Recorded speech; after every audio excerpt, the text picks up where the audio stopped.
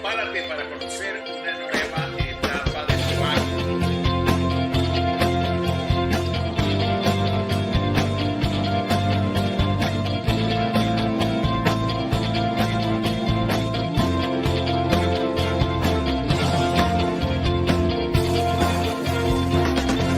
Bienvenidos a Proactívate. Es hora de proactivarse, de poder disfrutar a través de nuestros distinguidos invitados de sus experiencias, trayectorias profesionales, casos de estudio, prácticas profesionales que ilustran nuestro desempeño gerencial y nuestro desempeño profesional.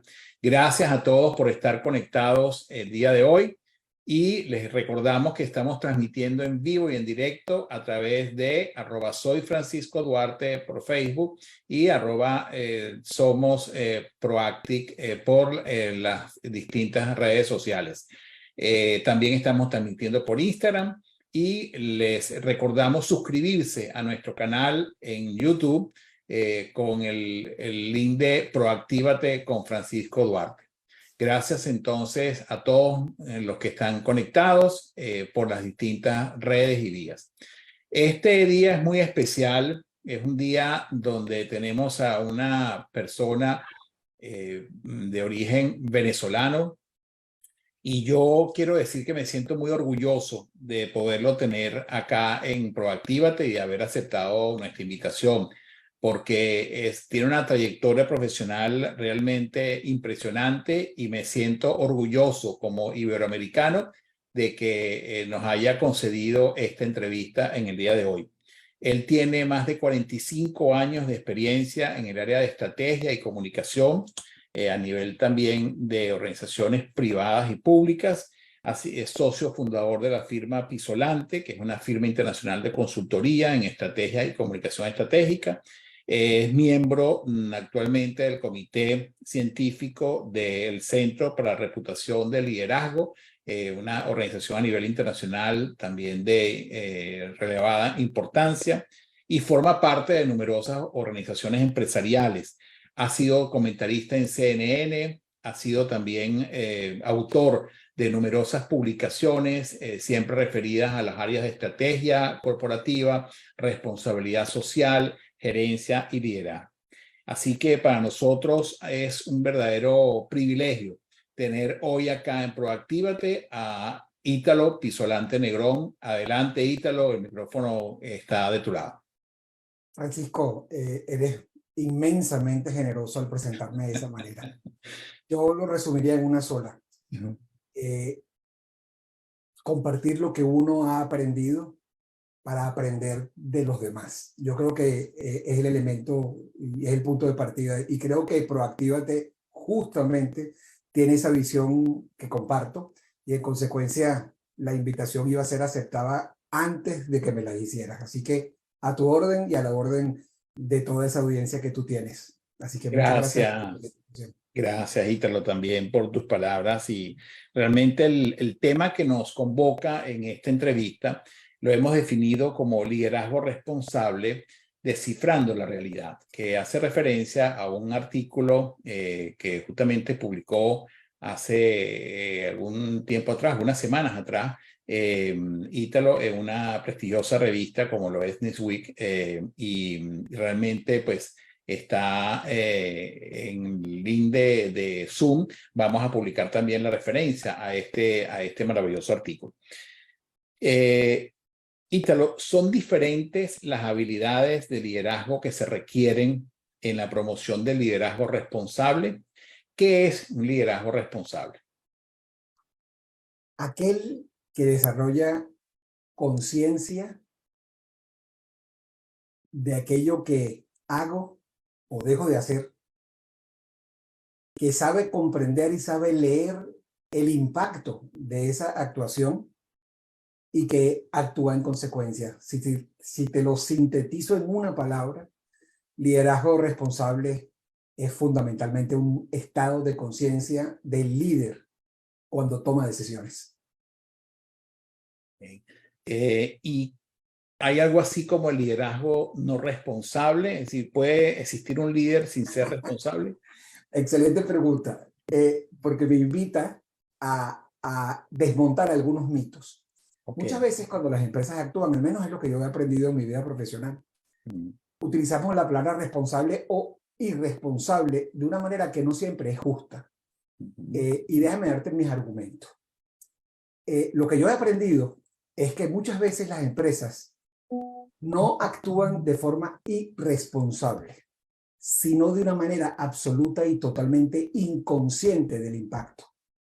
Cuando tomo una junta directiva, que me ha tocado mucho conversar con los consejeros dentro de la mesa, y te das cuenta que no tienen la información del impacto de sus decisiones, y tú le llevas ese impacto de forma objetiva, de forma bien documentada, con fuentes fiables, inmediatamente dicen, wow, que la expresión más común es, qué barbaridad, y eso lo estamos haciendo nosotros.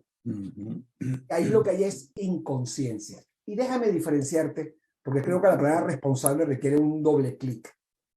Si responsabilidad, para mí, lo decía antes, es un estado de conciencia. ¿Qué es un estado de conciencia? La información que tú recibes del impacto de lo que haces o de lo que dejas de hacer. Pues muchas veces, si tú no tienes la información del impacto de lo que haces o lo que dejas de hacer, si esa información no la tienes, no eres consciente. Y si no eres consciente, no eres responsable. Y un líder no puede actuar de forma responsable si no tiene articulado de manera meridianamente clara, con canales absolutamente expeditos, qué es lo que pasa con lo que decide. Claro que hay empresas que, conscientes del impacto negativo, lo siguen haciendo. Eso sí, son calificados de irresponsables. Y por cierto, en tiempos de ciudadanía activista, de lo que es la nueva realidad de que vivimos con redes, casi siempre se sabe. Es inocultable el comportamiento inadecuado. Siempre hay alguien que lo va a contar, por cierto, muchas veces de adentro de la empresa, porque la gente de adentro dice, no estoy de acuerdo. Entonces, sí, creo que el elemento fundamental y este programa y esta actividad que tú desarrollas, justamente lo que busca es crear nuevos estados de conciencia. ¿Con qué? Con información que comparten ¿quiénes? Aquellos que tienen la suerte de ser invitados como me pasó a mí. Y en ese sentido, hay habilidades distintas en un liderazgo responsable, porque hemos pues conversado sobre el liderazgo en términos generales. El liderazgo responsable exige otro tipo de competencias, otro tipo de habilidades distintas a las que tradicionalmente se asocian con el liderazgo. Mira, más allá del estado de conciencia que subrayo, se requiere mucha disciplina en el seguimiento y la definición en tu mesa, en tu cuadro de mando de la empresa, de qué es en todas las dimensiones de sus actuaciones lo que sucede cuando tomas decisiones. No hay habilidades más allá de tener la información oportuna, suficiente, objetiva, bien documentada. Sin embargo, hay una que a veces yo he hecho en falta muchas veces en mi vida. Y es cuando nos encontramos con situaciones donde nos sobra arrogancia y nos falta humildad. Yo creo que la principal barrera, la mayor complejidad para leer correctamente el entorno y descifrar la realidad que te plantea ese entorno es fundamentalmente, claro que el estado de conciencia, pero es la información y es querer escuchar. No querer escucharse, sino querer escuchar al otro y analizarlo desde otro para encontrar el equilibrio. Entonces, sí hay una condición fundamental del líder que actúa responsablemente, del líder que sus comportamientos son sostenibles, garantizan equilibrio, y es el de humildad. Escuchar. Fundamental realmente eso que plantea, porque justamente decimos que una de las características o una de las brechas que muchas veces consideramos a nivel de los líderes y lo observamos, pues es ese tema de la prepotencia, ¿no? El pensar que por ocupar una posición tengo necesariamente ya el don de la influencia, ¿no? Cuando todos sabemos que justamente a partir de un liderazgo humilde y un liderazgo, digamos, que muestre su vulnerabilidad también en algún momento y el reconocimiento de errores, pues se potencia, ¿no? Quizás, perdona, te interrumpo, pero quizás un elemento que dejé de mencionar dentro de la condición de humildad también es que ha cambiado completamente la expectativa de las actuaciones de quien podemos llamar un perfil de liderazgo responsable. Y es el peso que tiene, más allá de las grandes habilidades, los skills duros que tienen que ver con grandes formaciones, de mejores universidades, de procesos espectaculares, de una mente brillante desde el punto de vista, digamos, profesional, y es sencillamente ser humano. Es decir, sentir a los demás, que te importe el otro. Esa es una condición que hoy todas las organizaciones de recursos humanos están valorando de forma fundamental. Los currículums hoy se leen diferentes. Y creo que es un elemento que gente como tú en Proactiva te ayuda con los procesos de formación. Sin duda, eso es otro elemento fundamental y es estar abierto al aprendizaje, pero hacerlo de una forma absolutamente humana, más ahora que hablamos de inteligencia artificial. Sí, efectivamente, pues todos esos elementos y agradezco tu comentario porque todas estas iniciativas que tomamos tienen que ver justamente con con este marco filosófico, por llamarlo de alguna manera, de justamente reforzar estos elementos en cuanto al liderazgo y a los aspectos que hoy en día requieren las organizaciones. Los filósofos hoy por hoy están, Francisco, muy demandados. Yo tengo un queridísimo amigo en Dominicana que a mí me pasa mucho, y seguro le pasa a algunos de los que me escuchan, es que como tú trabajas con alguien y alguien lo llama cliente, son amigos, son amigos. Y este amigo es el poeta que se ha ganado premios internacionales, que es la cabeza de una institución financiera muy importante, la más grande de hecho, y la más importante de Dominicana, es filósofo. Y muchas de nuestras conversaciones intelectuales tienen que ver con cómo los espacios se han ido abriendo ante la necesidad de agregarle humanidad al día a día de tu vida. Así que sin duda, sí, esto es un elemento que se tiene que formar porque muchos no vienen con esa estructura de pensamiento. Y hoy, si no tienes esa empatía que puedes generar y la puedes desarrollar, si no tienes esa conexión emocional que la puedes generar cuando entiendes lo que te ayuda y al otro. Y lo demás lo dijiste de una forma muy, muy breve, pero aceptarse con tus propias limitaciones, ser como eres. Estos temas de reputación y de imagen a los que yo me dedico no es cambiarse una camisa por otra, ni ponerse unos lentes, ni hacerse una cirugía. Es aprender a vivir con lo que tienes y con lo que no tienes, pero que estás trabajando para desarrollarlo. ¿Y cómo se puede equilibrar, Ítalo, la maximización de los beneficios, que es lo que tradicionalmente y la mayoría pues, de las empresas buscan lograr? ¿Cómo se compagina esa maximización de los beneficios con el liderazgo responsable? Pareciera que son cosas contradictorias aparentemente.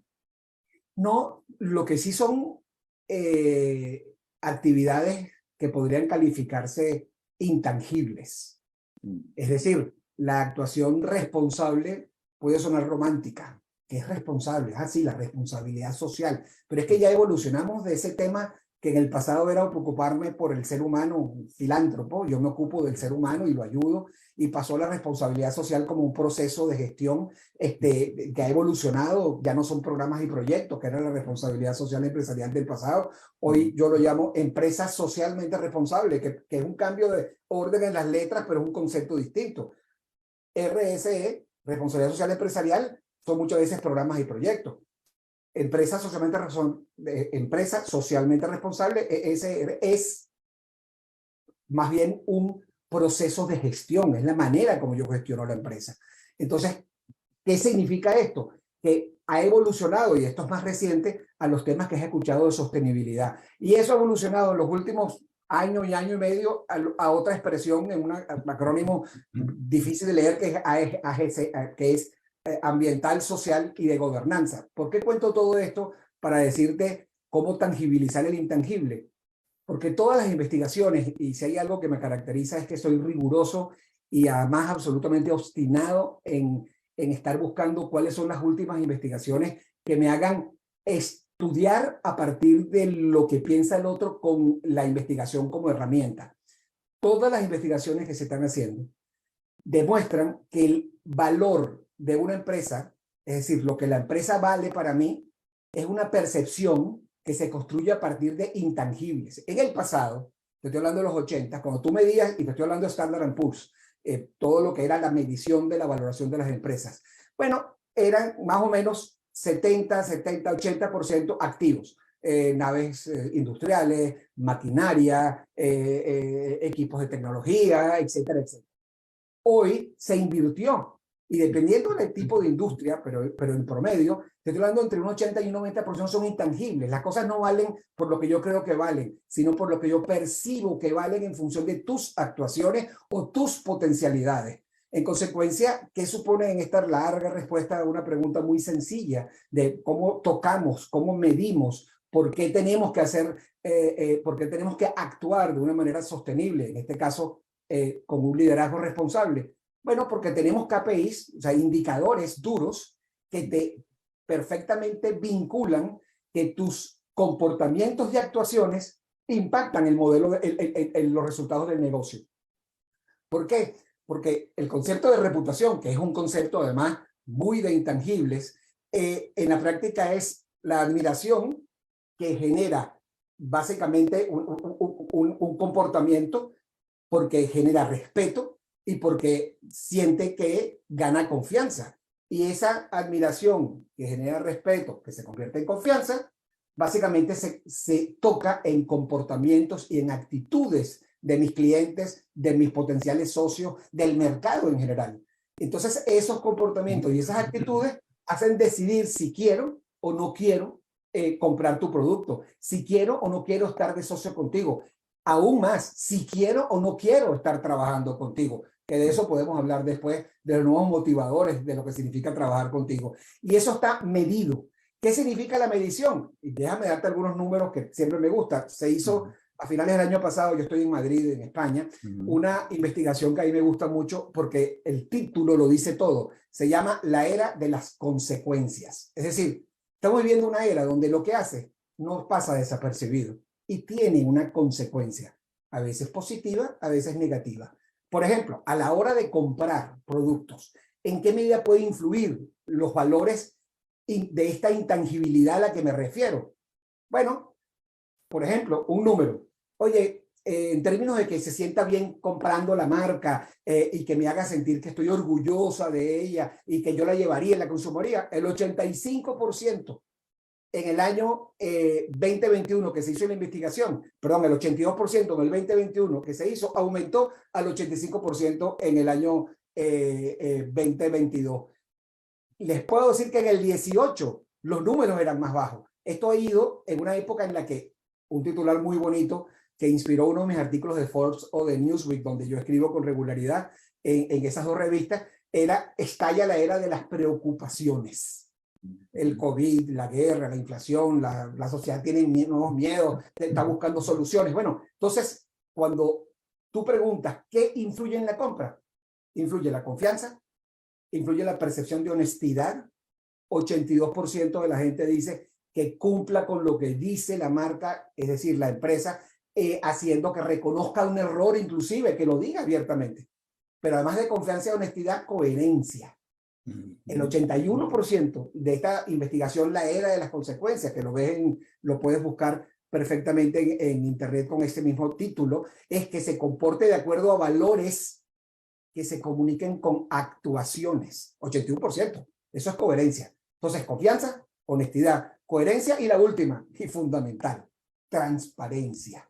O sea, que sea accesible, que me dé la información en sí misma, que me cuente los componentes, que me diga dónde lo fabrica. Oye, hoy por hoy, yo estuve esta mañana en un evento aquí en España presentando un toolkit de gobierno corporativo y en empresas, porque ese es un tema que yo desde el año 2000, los finales de los 90, siendo presidente de la Asociación de Ejecutivos de Venezuela, yo hablaba de gobierno corporativo y la gente me decía que es ese esotérico, eso es gobierno, no me hable de gobierno.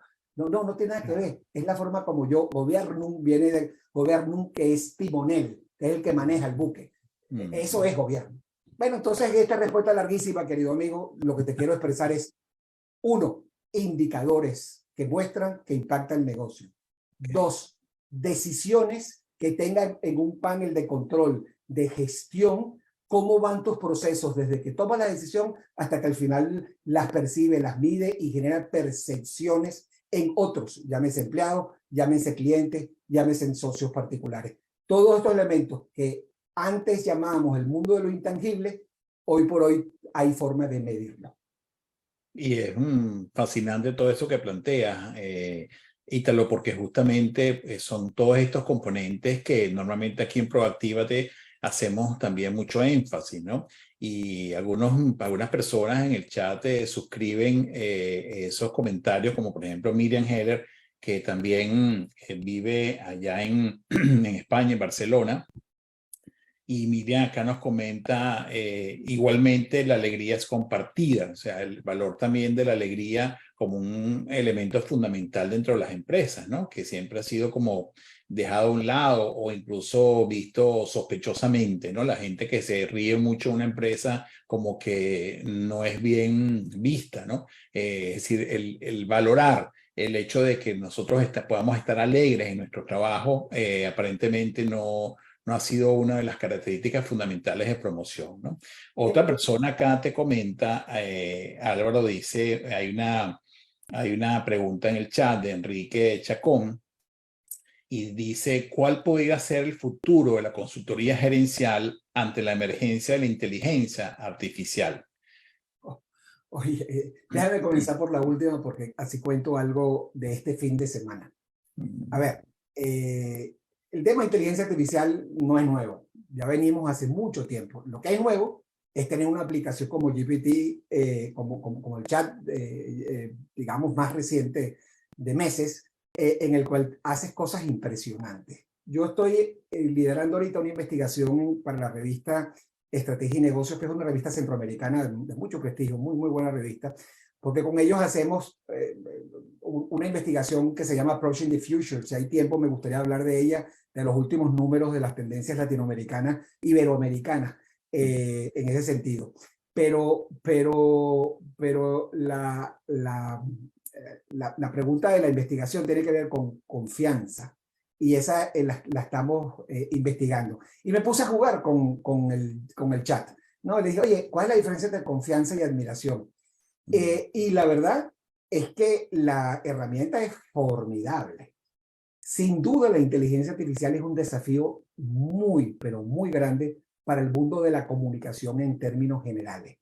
Porque muchas veces papeles que vamos a estar leyendo no son escritos por quien dice que lo lee, y no es muy fácil que tú puedas precisar en la fuente, porque en la práctica, dependiendo cómo construyes la pregunta, el algoritmo construye las respuestas.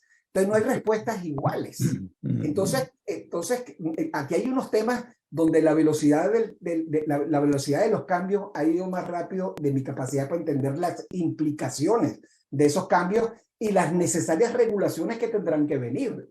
Yo, por ejemplo, después que jugué con la palabra reputación, admiración, confianza, porque estamos haciendo una investigación interesante de cuáles son los líderes en los que se confía, por qué se confían en esos líderes, cruzarlo con la percepción de la empresa. Es una investigación que va a estar publicada, creo que por ahí en junio o julio, en un número especial solo dedicado a confianza. El tema es que al cansarme con el chat dije, oye, pero quiero que me cites las fuentes.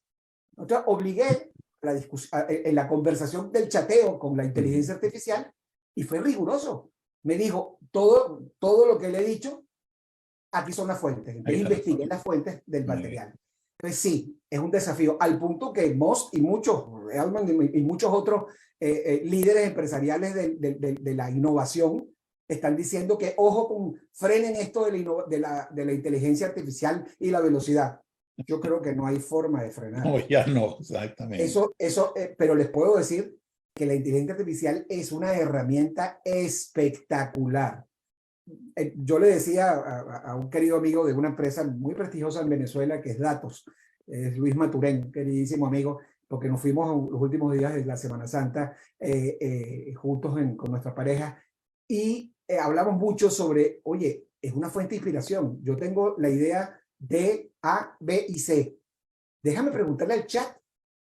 Entonces, el chat me genera un punto de partida donde yo agrego el valor. El chat no es bueno para hacer juicios de valor.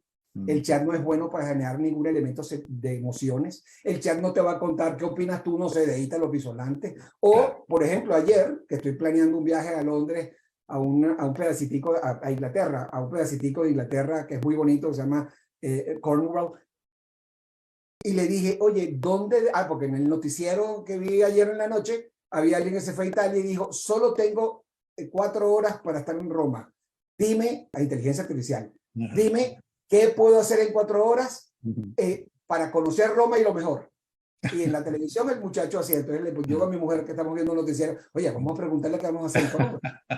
Y le dije, dime cuáles son las ciudades que no me puedo perder, las mejores en ese lugar. El chat me dijo, es muy difícil responderle cuál es la mejor. Yo le voy a decir una lista, pero siempre usted tiene que investigar y saber. O sea, él no tomó parte. Claro. Él no fue simplemente sugiere. Entonces, claro. ¿Sabes qué? Hay que entender esto y hay que ponerlo de nuestro lado. Claro. Pero no compitamos. Claro.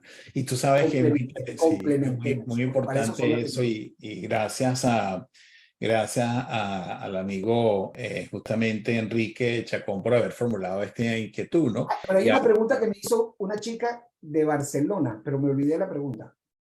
No, el comentario de Miriam Heller. Miriam Heller es una educadora importante, ha publicado varios libros, por cierto, recientemente publicó, la semana pasada, publicó su más reciente libro que se llama Regresando de un sueño. Y bueno, dice que Miriam comentaba que la alegría como valor. Ya me recordé. Es compartido, sí, exactamente.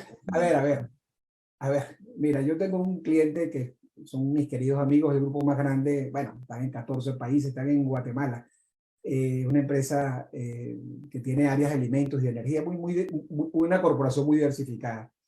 Y el principal pensamiento del fundador hace 100 años era el de salir de casa contento y regresar a tu casa después del trabajo más contento todavía. Es decir, yo sí creo que es fundamental sentirse feliz y creo que la felicidad no puede castigarse con otra cosa que no sea el reconocimiento. Ahora, no todos trabajamos en las empresas que tenemos que estar, porque si no compartimos su propósito, su razón de ser, del por qué hacen las cosas, no se conectan. Y los primeros que son sensibles a esto son las nuevas generaciones. Si no somos capaces de generar empatía que trascienda en impacto tangible, positivo del trabajo que hacen, se van. Y no es un tema de sueldo, de beneficios. Y justamente, claro, y justamente sobre eso también quería preguntarte, ¿cómo garantizar un compromiso con este liderazgo responsable que tú describes, ¿verdad? A largo plazo. Justamente, ¿cómo garantizar eso?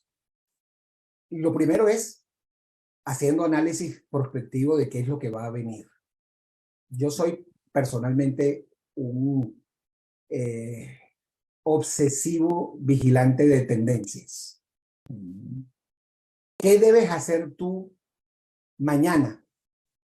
Solo formulándote escenarios de lo que puedes hacer estudiando investigaciones que, por cierto, ni siquiera son caras, están disponibles en internet. Te voy a poner un ejemplo. La primera pregunta que tú me hiciste tuvo que ver con el tema de liderazgo responsable. Nosotros en Corporate Excellence, el think tank que tú hablaste internacional, perdón, está aquí en España, su sede original, se llama Corporate Excellence, que es un lugar para la reputación. Disculpa. Corporate Excellence agrupa a el IBEX 35, que son las empresas más importantes de España, pero tiene muchas otras empresas multinacionales que están allí. Es el think tank más importante para estudios del intangible, y eso tiene que ver con los temas de reputación. Nosotros hacemos una investigación, yo soy parte de ellos, soy parte del comité científico, estuve, digamos, cuando se inició. De hecho, cuando hice mis estudios superiores, que los hice en Barcelona, tengo gratos recuerdos y tengo queridos amigos, de hecho, uno muy querido y muy admirado, que prologó mi primer libro, no, mi segundo libro. Joan Costa murió hace poco, es un catalán espectacular. Esta investigación de Corporate Excellence se llama Approaching the Future. Esta aproximación a futuro lo que me da es información para que tú puedas tomar las decisiones de qué cosas debes cambiar dentro de tu organización para entender las tendencias que ya están siendo validadas por el mercado. Hay que escuchar el mercado con humildad, porque no siempre te dice lo que tú quieres escuchar. La primera tendencia en el ranking 2022 que se repitió en el que repitió del 2021, la primera tendencia de las organizaciones latinoamericanas es el título de esta entrevista: liderazgo responsable. Cuando tú me propusiste el tema, yo me reí mucho y decía, caramba, pero es que esa es la primera tendencia gerencial en Latinoamérica, y se reclama liderazgo responsable. La segunda es propósito corporativo. La tercera, que es curiosísima, y digo curioso, no por lo que contiene, sino por la diferencia que hay de un año a otro año, es diversidad, equidad e inclusión. Los puntos de subida del 2021 al 2022, que lo estamos, ahorita está en la calle el 2023, en un par de meses debo tener los resultados, que lo vamos a publicar en una revista, en una revista en la portada, en la reportaje de portada también de Forbes este año. Perdón, de estrategia y negocio este año, corrijo. Es que del 2022, del 21 al 2022 subió 3 puntos propósito corporativo. La pregunta es qué es eso y cómo se come el propósito. Podemos hablar de eso más tarde.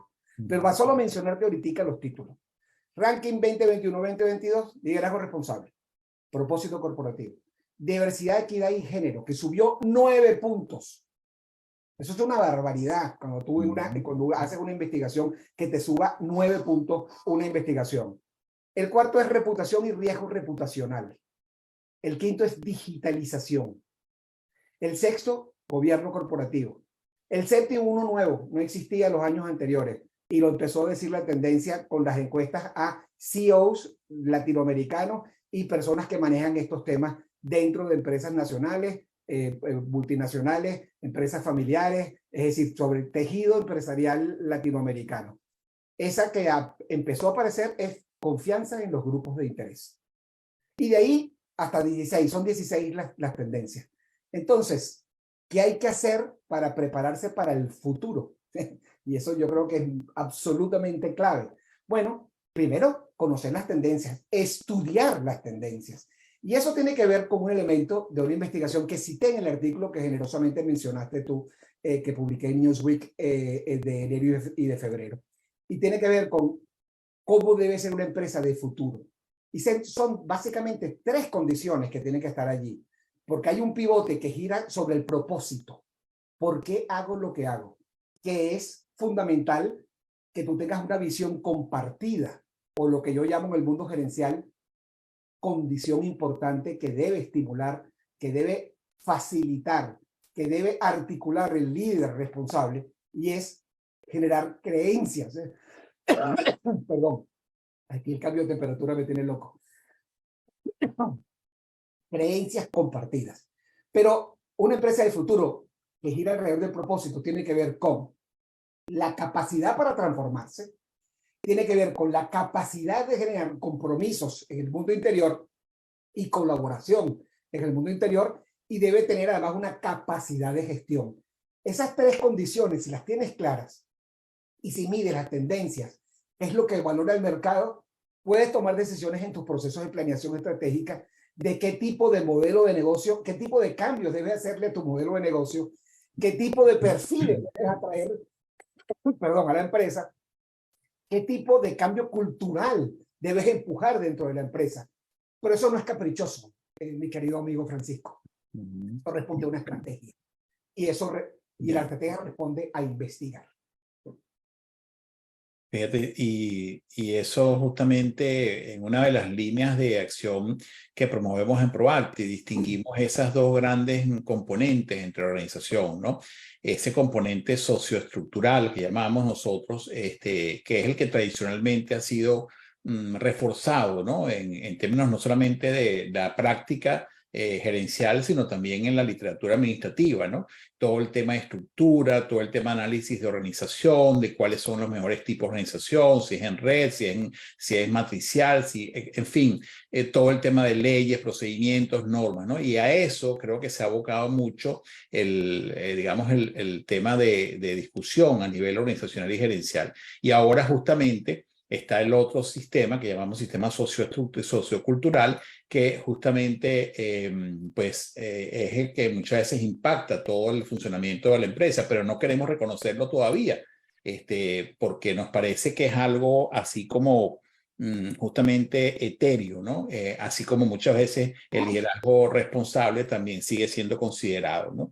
Etéreo. Yo te haría una pregunta justamente hablando de este sistema sociocultural. ¿Qué papel juega el chisme? No sé si allá en España se le dice igual. ¿Qué papel juega el chisme en una organización?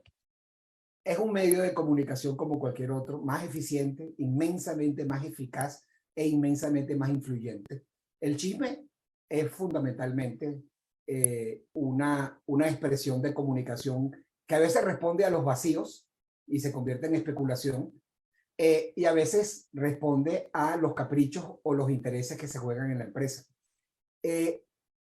No hay fórmulas, no existe una forma para evitar el chisme. Además, si la palabra chisme la ponemos en genérico, hay chismes buenos y hay chismes malos. ¿Cómo estimulas chismes buenos? Eso requiere una estrategia. ¿Y cómo resuelves chismes malos? Pasando por el ácido de la humildad. Verte en el espejo con la honestidad de que lo que refleje no es lo que quieres ver, sino lo que es decir, tu realidad. Las empresas que construyen reputación y en mi vida profesional giro alrededor de eso, aspiran a ser percibidas como aquel que conduce la empresa y te llama para decir, manéjame el tema reputacional y yo quiero que sea así. No quiero hacer un exceso de ingeniería, pero si dibujamos unas abscisas y unas ordenadas, es decir, si hacemos un cuadrito con dos rayas y ponemos aquí percepción y ponemos aquí realidad. Hay empresas que tienen muy buena percepción y una estupenda realidad. ¿Qué significa realidad? Lo que son, lo que hacen, cómo actúan. Hay empresas que tienen una buena percepción y una buena realidad, y esas están felices, hay algunas. Hay otras contrarias, esas están aquí. Las que tienen muy mala percepción y muy mala realidad, esas están aquí, están preocupadísimas.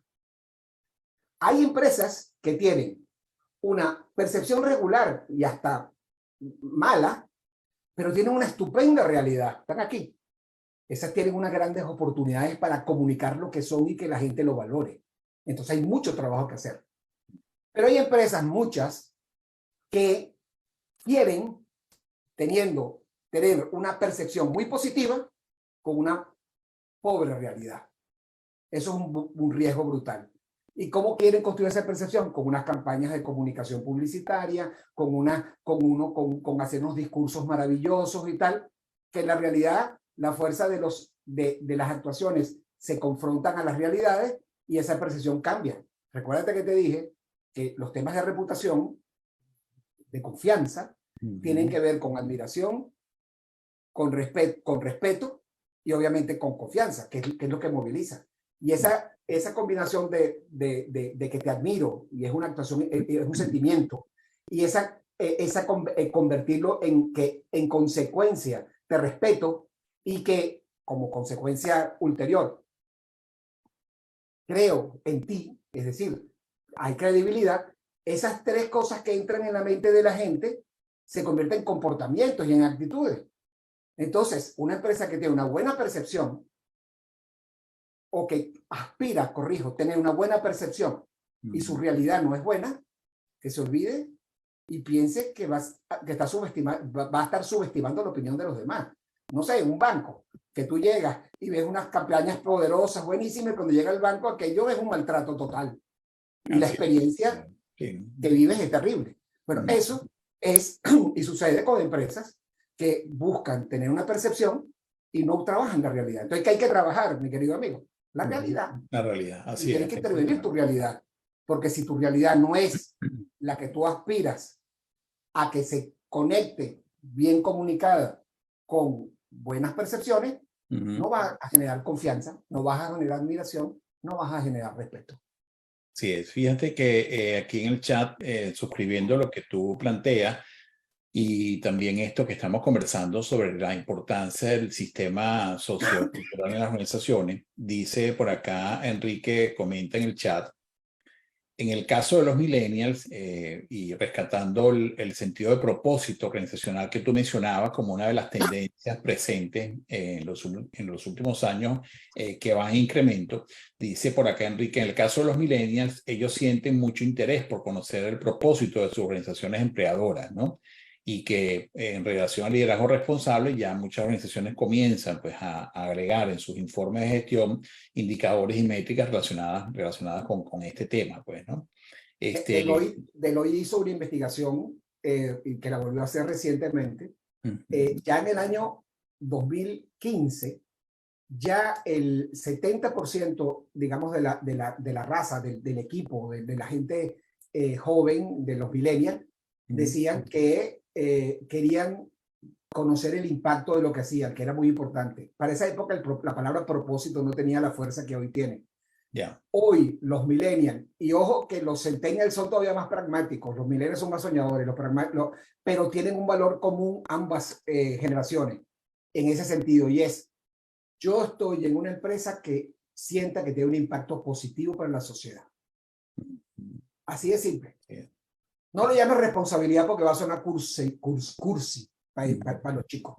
Claro. Llámalo simplemente que hay una conciencia que los diferencia y que creo que es vital entender. De hecho, todas las investigaciones que hemos hecho en nuestros clientes en la región, los números están entre 45 y 60% de millennial. Y una de las demandas que les hago a los miembros de la junta directiva es, a ver chicos, les pregunto, ¿dónde está la estrategia dirigida a conectarse con ellos?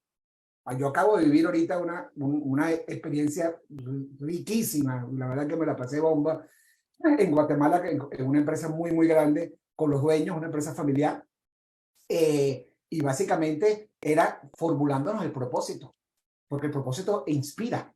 De hecho, el propósito es la tendencia en iberoamericana, punto 1, y debajo liderazgo responsable. En Latinoamérica es liderazgo responsable y de segundo propósito. Fíjate, y justamente con relación a toda esta nueva concepción de liderazgo, en Proacti estamos impulsando 3 grandes líneas de acción. Esas 3 grandes líneas de acción son una que llamamos liderazgo todoterreno, experiencias de servicio como una segunda área y coaching organizacional, ¿no? Y eso es debido a un proceso de mentoría que hicimos internamente en la empresa. Y quiero preguntarte, ¿qué es para ti un líder todoterreno? Es una pregunta primero me parece bien original el todoterreno, ¿no? Yo creo que son 3 condiciones. Una es, un líder todoterreno es un líder que sabe leer el contexto. Eso significa, una expresión que utilizo con mucha frecuencia es inteligencia contextual. Leer el periódico o ver las redes sociales o escuchar a otros no es leer el contexto. Leer el contexto es conectar los puntos de información que te dan esas fuentes y tratar tus consecuencias anticipándote, haciendo análisis prospectivo de, oye, con estos componentes, ¿qué cosa podemos esperar del mercado, en lo político, en lo económico y en lo social? Porque todos actúan de acuerdo al mercado.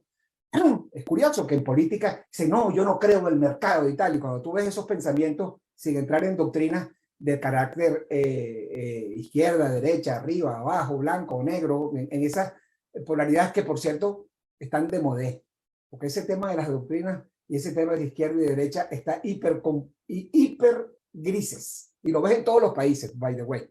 Pero leer el contexto es saber conectar información y sacar consecuencias conectadas con viabilizar tu negocio, asegurar el largo plazo, siempre pensando en el bienestar. Cuando lees el contexto, lees el entorno, pero mi padre, en mis conversaciones de poeta, mi padre fue un compositor, un poeta espectacular, y en los domingos que nos pasábamos un rato hablando, porque era un lingüista además, yo le decía, a ver, papá, mira, hay una palabra que es entorno, aquello que me rodea. ¿Y cómo se llama aquello que me contiene? Sobre el cual hay mucho que me rodea. Mi papá no tardó, sino segundos en decir, en italiano, esa expresión está clarita, se llama dintorni. Roma tiene una circunvalación. Todo lo que está fuera de ahí era el contexto, y lo que estaba dentro era el dintorno, el dintorno. Y total, que un día, en esta primera respuesta larga, una pregunta muy importante que me estás haciendo, eso de leer el contexto me hizo escribir un documento, eso tiene muchos años ya, también está en internet, muchas de mis cosas se meten en LinkedIn, yo tengo LinkedIn, así que ahí pueden bajar mucho, y si no me googlean, escribí un documento que se llamó La Geometría de la Comunicación, que era el contexto, me corrijo, que era el entorno, aquello que me rodea y que me da señales que demanda el mercado, el entorno, que básicamente el dintorno, que es básicamente lo que me contiene. Si en el entorno están las señales de lo que el mercado me está contando, en el entorno estoy yo, mi forma de ser, es mi cultura, mis valores, mis principios. Pero mi cultura, mis principios y mis valores no se tocan si no ves desde afuera tus comportamientos. Y ahí está justamente la geometría.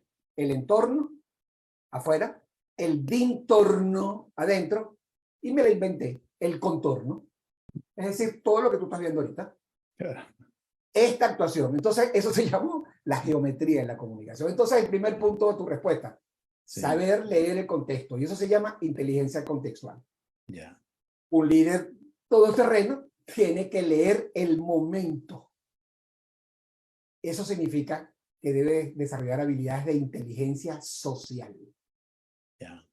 No es la inteligencia del contexto, que todo lo que me rodea, sino sabe leer a la gente, a la demanda social, que por cierto, cada vez que la demanda social es insatisfecha, es lo que sucede en nuestros países, el mercado lo resuelve. Y si tú no resuelves esa demanda social insatisfecha, vienen los populistas, lo diría mis buenos amigos Moisés Naín en su último libro de populismo, posverdad y polarización. Viene el mundo populista, el mundo de la posverdad y el mundo de la polarización, y engaña. Entonces, si tú no lees lo social y desarrollas la habilidad de inteligencia social, no vas a poder ser todoterreno. Y la última, aquel que con la lectura del contexto, de la inteligencia del contexto, con la inteligencia de lo social, se atreve a modelar con sus actuaciones para generar confianza, respeto y admiración, que te lo decía hace unos minutos. Eso es creencia compartida. 3 palabras y con esto resumo la respuesta. ¿Qué debe tener un líder todoterreno? La condición de inteligencia contextual, habilidad. La sensibilidad de inteligencia social para anticiparse a la demanda. Y la creencia compartida en la organización para hacer un solo equipo en una sola dirección. Ok. Eso es, digamos, son 3 características fundamentales, efectivamente, y te agradezco tu respuesta, Ítalo. Perdona que fue un poco larga. ¿Cómo describirías tu estilo de liderazgo? Ahí entramos en las más personales. A ver, yo te diría que la palabra primera que me viene a mi mente es constancia. Y la segunda que yo diría que de alguna manera me caracteriza, yo diría coherencia en mis actuaciones. Yo soy coherente aún en mis equivocaciones. Es decir, Creo que si tengo que hacer una autodefinición, que con la humildad profunda la hago, te diría que soy muy constante. Esa es una característica, digamos, digamos que clara. La consistencia es lo que me parece coherente. La revisión permanente de la huella que dejan tus actuaciones, aprendiendo de ellas. La curiosidad. Soy muy curioso, muy ansioso en conocer y saber más. ¿Qué haces para En la divertirte? ambición, Ay, la pero la ambición. ambición compartida. No es Ya. la visión unipersonal, es la visión compartida. Y bueno, y por último, desarrollar lo que yo llamo, y es una palabra que uso, que de hecho está en mi Twitter, evangelización corporativa, compartir lo que uno ha aprendido. Claro. ¿Qué es lo que te divierte o cómo te diviertes? Mi trabajo, me la disfruto. Ok. Me la gozo. Yo nunca aprendí ni a jugar golf, ni a jugar béisbol. Tengo muchos traumas y complejos cuando jugué fútbol, porque me pusieron de arquero, porque el equipo era tan bueno que la pelota nunca llegaba al arquero, entonces me fastidiaba y me tiraban piedritas desde la audiencia. Entonces me conflictué, nunca fui un psicólogo porque soy un acomplejado, y dije, no voy a jugar fútbol más nunca. Y cuando jugué béisbol, me disparé en un slide ahí a primera y me pegaron una pedrona, me rompí la pierna. Entonces no, los deportes no fueron para mí. Entonces, yo no aprendí sino a trabajar, mi querido Francisco. Ya. Amo mi trabajo y Qué tengo bueno. la suerte de hacer lo que me gusta hacer. Qué bueno. Sí, efectivamente es bien importante eso que planteas como, bueno, como un leitmotiv de tu vida, pues, ¿no? Por acá en el chat también suscribiendo todo este tema y la siguiente pregunta que te voy a hacer, dice, empresas alegres, resultados felices, dice nuestro amigo Alonso Figueroa, que es autor de un Así es. libro que se llama, está en Amazon, se llama Liderazgo con H de humano, también lo recomiendo ampliamente, ¿no? En función Así de es. todo este marco filosófico que estamos hablando. Fíjate bien, Ítalo, ¿cuál es la emoción que tú contagias en tu forma de trabajar, con tu equipo de trabajo, con tu empresa? ¿Cuál es la emoción prevaleciente en ti a la hora de trabajar? La articulación de ideas que unidas hacen algo más grande que en la individualidad. Eso que se ha hecho llamar sinergias, para mí yo diría que uno de los elementos claves en mi equipo es eso. Lo otro es ser complementador. A mí me gusta apoyar, me gusta ayudar y lo hago, por cierto, en diferentes generaciones, porque siempre podemos aprender, ¿no? Yo de hecho, mi doctorado lo hice más viejo, pues, y los máster lo hice en Autónoma en Barcelona más joven, por lo cual siempre tuve esa sed. Entonces creo que uno de los elementos es el pensamiento positivo, la complementación permanente, que es pasión, que es emoción. Yo soy nacido en Nápoles, en Italia, ¿no? Y soy de origen italiano porque soy la segunda generación de italianos venidos después de la Primera Guerra Mundial a Venezuela, y yo Ya, viví en Venezuela muchos años de mi vida, pero en la práctica yo siempre viajaba, porque desde los años, la empresa se fundó en el 76 y yo en el año 84, 85 ya estaba trabajando en Nueva York con Philip Morris a nivel regional. Es decir, siempre estuve, digamos, con lo que yo llamo mundología, ¿no? Y lo que me hace a mis equipos, lo que hago o intento hacer con equipos de múltiples generaciones es tomar gente muy joven que la formo. Hoy es una organización que ya tiene 40, este año en julio cumple 48 años de fundada. Yo tengo hoy expisolantes, una comunidad de alumnis, y así se denominan, la comunidad pisolantina la llaman, donde están en el Banco Mundial. Tengo 4 personas. En el BID sacamos la cuenta hace una semana, porque uno de mis socios va a cumplir 30 años en la firma, digamos Tony da Silva, y le decía, Tony, déjame hacer unos inventarios, y sacamos que había gente, en el BID hay como 6 personas. En el IE, donde yo soy profesor aquí en Madrid, hay 4 personas. O sea, hay una comunidad una gigante. comunidad, Entonces, claro. a ver, la satisfacción realmente de poder articular eh, eh, e invitar a proyectos de vida, a equipos. Eso lo hago, es lo que me gusta hacer. Claro. ¿Cuál es la persona que, o quién es la persona que más te admiras?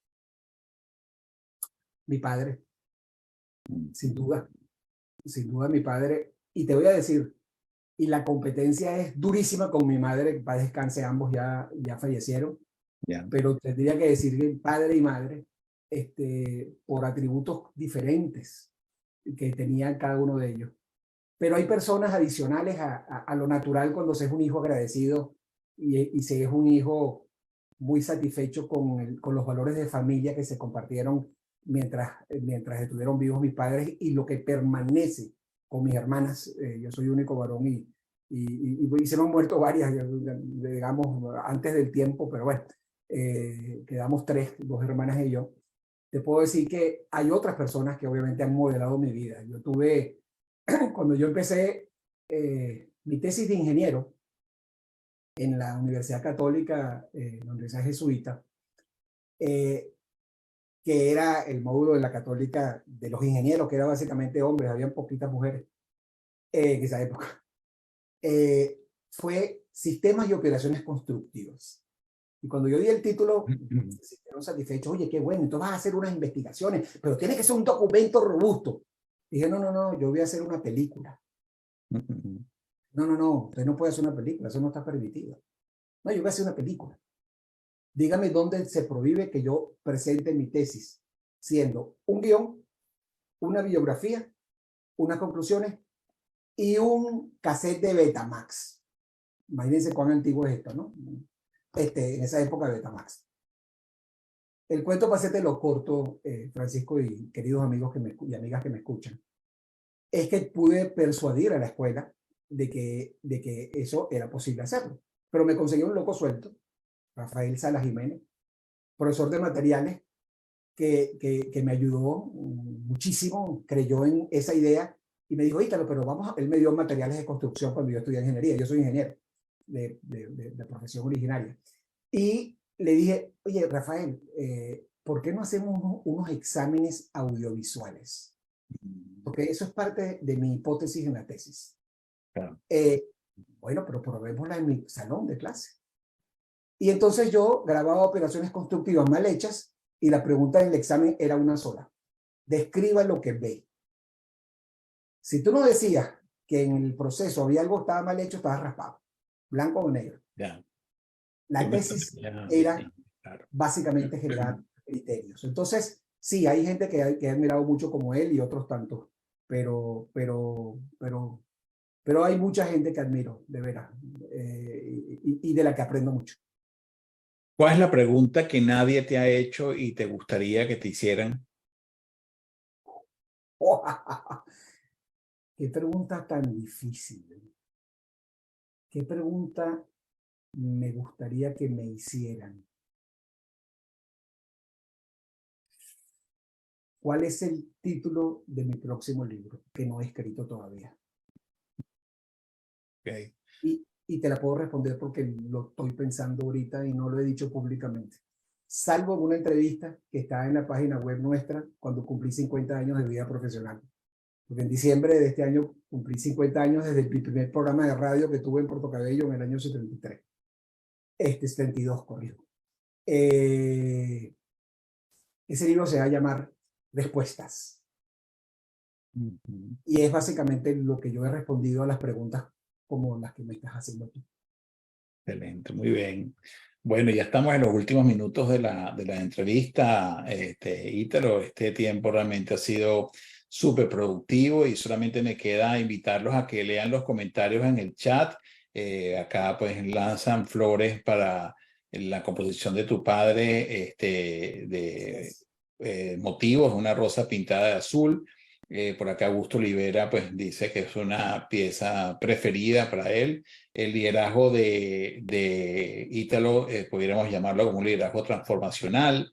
Y María Ángela pues, preguntaba si en el entorno está mi reputación. Y yo creo que sí era ¿Me permite corregir un punto allí importante? Porque creo que ella te hace una pregunta clave. Sí. En el entorno, que es lo que te contiene, está tu forma de ser y hacer las cosas, está tu cultura. Tú no la ves, tú no la tocas, tú la percibes a partir de actuaciones, pero todo el entorno es el contenido. La reputación está en el entorno, que es el que te ve, que es el sentimiento que generan en el otro. que puede ser admiración, que se convierta en respeto y confianza. Pero entre el entorno y el entorno está la concha, está el contorno, que es tu identidad, que es básicamente lo que tienes que revisarte, porque a veces tu identidad es exactamente lo que merece la reputación o la confianza que generas de aquellos que te ven. Y si lo que tú quieres es que sea distinto, revísate el contorno. Y eso no es una dieta, queridos amigos, de ser gordo o ser flaco. Eso es una revisión de valores, de por dentro. Como dice mi mujer, mira, tú quieres ser flaco, cambia tu hábito alimenticio. Entonces, el hábito alimenticio está por dentro. Es tu cultura, tu forma de hacer las cosas. Para afuera se va a ver que el cambio de hábito alimenticio te va a hacer verte mejor tu entorno. Entonces, la percepción del otro va a ser de ese nuevo entorno. Y tenemos que trabajar el contorno, pero con lo de adentro, con la verdad, con la realidad. No con campañitas de cambiarse la camisa o poner una campañita de publicidad. Eso es perder tiempo. Bueno, Ítalo, realmente por nuestra parte quiero pedir que a nuestra videoaudiencia que le demos un aplauso a este gran profesional y realmente súper complacido de tenerte hoy acá en Proactívate, Ítalo. La entrevista, como saben, va a estar publicada en el canal de Proactívate con Francisco Duarte en YouTube, y también editaremos algunos videoclips de esta entrevista para poderla promover a través de las redes. Igual la compartiré contigo, Ítalo. Bueno, en el chat es toda una serie de comentarios y felicitaciones de esta entrevista. Gracias a todos por sus comentarios. Los invitamos el próximo miércoles a la 1 p.m. hora del este de los Estados Unidos con nuestro próximo invitado, que es Fortunato Adrián, un empresario también a nivel internacional súper exitoso, consultor estratégico en el área de tecnología de información. Así que igualmente estaremos con él departiendo y aprendiendo de todas sus prácticas exitosas como consultor y como empresario. Gracias a todos los que se conectaron el día de hoy. Gracias a nuestra maravillosa videoaudiencia por sus preguntas, por sus aportes, y los invitamos a seguirnos en nuestras redes sociales de @somosproacti y @soyfranciscoduarte. Bueno, dejo el micrófono de tu lado, Ítalo, para que te despidas de nuestra maravillosa videoaudiencia. De forma breve, estaba viendo la generosidad de todos los comentarios en el chat. Antes no lo podía ver, entonces ahora lo pude disfrutar. Gracias por regalarme la satisfacción de compartir ideas y que ustedes en ellas encuentren valor. Me pongo a la orden de ustedes. Yo, digamos, soy muy fácil de ubicar. Lo complejo es conectar el momento con la agenda, y lo ha vivido mi querido amigo Adrián y Francisco. Pero siempre estoy búsquenme en LinkedIn, ahí me van a ver. Estoy en Twitter, me escriben, yo respondo, corto, pero respondo. Y pueden contar conmigo siempre que quieran escuchar alguna idea que encuentren de valor. Así que gracias a ti, Francisco, y a toda la audiencia. Gracias, Ítalo. Excelente. Bueno, y me despido de todos ustedes. Que tengan un bendecido día. Gracias a todos por estar conectados. Gracias nuevamente, Ítalo, por toda esta maravillosa entrevista. Nos seguimos viendo en Proactívate la próxima semana, miércoles a la 1 p.m. hora del este de los Estados Unidos. Cuídense mucho y gracias a todos por estar conectados.